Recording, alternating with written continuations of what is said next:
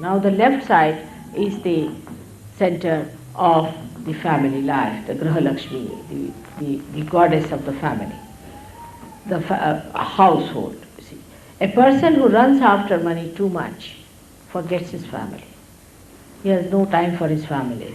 The husband and wife may meet somewhere on the airport or may just wave at each other sometimes, you see, crossing each other. Or the children suffer the most. And in that case, the women also then take up with the men. They compete, what's wrong? They start copying men. And in doing so, when they compete with each other, then what happens? That this family life gets disturbed.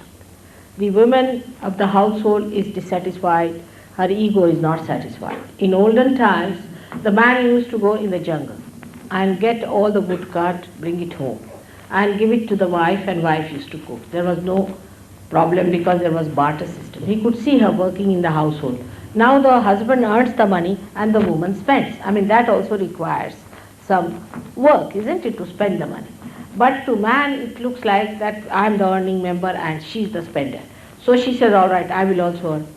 But in this, too much of competition like this between the two, what happens? The family suffers, the children suffer. And such a person will have problem with the wife will have problem with the husband. And you can always feel that center on this finger. If that finger is catching, that means there's something wrong with your family relationship, that you have to adjust yourself and he has to adjust. It's an important thing. Because you are like the flowers which have to produce a fruit. That's what nature wants. Nature wants that you are there to produce the fruit, that is your children. That's why you are men and women. That's the basics. Now this Graha Lakshmi's center is on the left hand side, and the another is Raja Lakshmi center is on the right hand side. Now this center gives us the power to rule over people, and we become very, in extremes, you see, we can become very arrogant and we can become very, very sort of authoritative, and we might sort of end up with a funeral with 10,000 people behind us, all bought from market and put there behind you without any feelings. That's all, finished. With such a man finished, they say, oh, thank God he died. He was a horrible terror for us. So, that kind of a life can come with Raja Lakshmi. But in the center is the Lakshmi. Lakshmi is the goddess, is the power within us by which we balance, lead a very balanced life, by which we are satisfied. Now they have made a beautiful picture of this Lakshmi. Also one should understand this power is a lady, is a mother, and she stands on a lotus. Now these are all symbols which suggest that these symbols are carved out with such deep significance. She stands on a lotus. Means imagine who can stand on a lotus. And she is a very healthy woman, and she stands on a lotus. It means that she is never putting pressure on anyone. A rich man comes in, he must honk his car loudly because he's rich, so he thinks he must honk it higher. And a rich man must go in a big limousine or some sort of a thing to show off that he's very rich. If he comes to any program or they must sit in front, he should have the front seat, and he makes him known everywhere. Everybody must feel the weight of the rich man. He can run away with 10 wives of somebody, and he can have a big boat for himself, and he can get any number of women there, and he can spoil any families he likes because he's rich. This kind of thing comes in people, but Lakshmi, the one who stands on the lotus, in the beauty and the glory of the riches that God has given that person. Then it has got 2 red pink flowers in the hand that are lotus flowers again.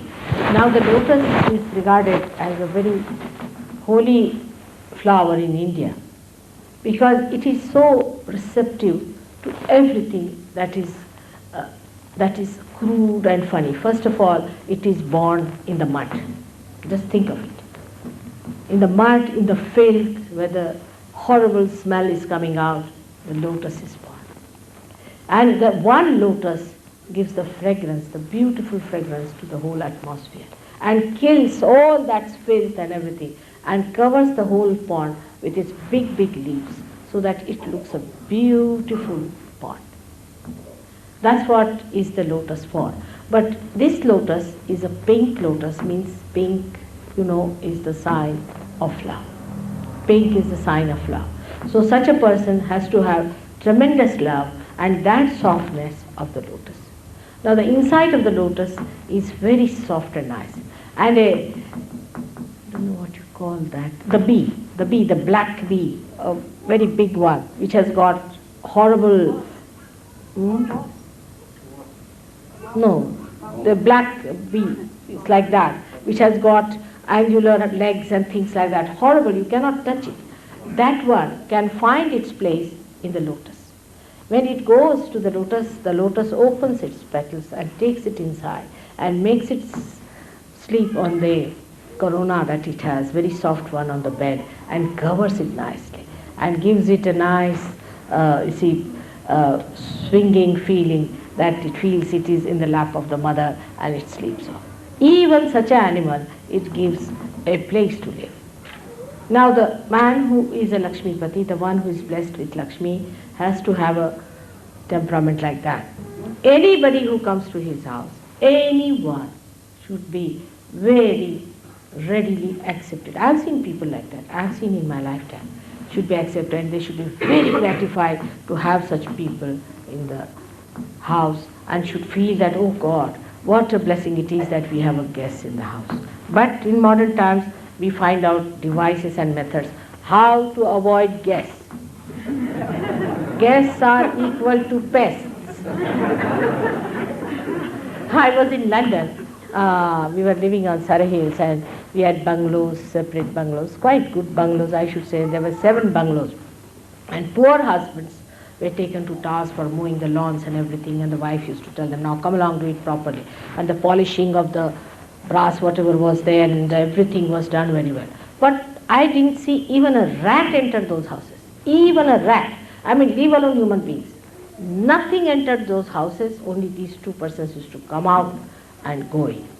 And I don't know, they might be having some yearly, some sort of a get-together maybe, but nobody would. While my house was naturally, I am like this, so it was open all the time. People would come in and go out and this and that, and I was just enjoying their company. And one day they asked me, what's the matter in your house? All the time people are coming and going. I used to wonder, what is it going on inside?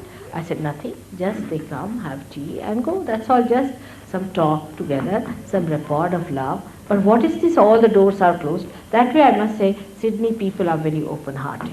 And they like to be together. There is a togetherness in them.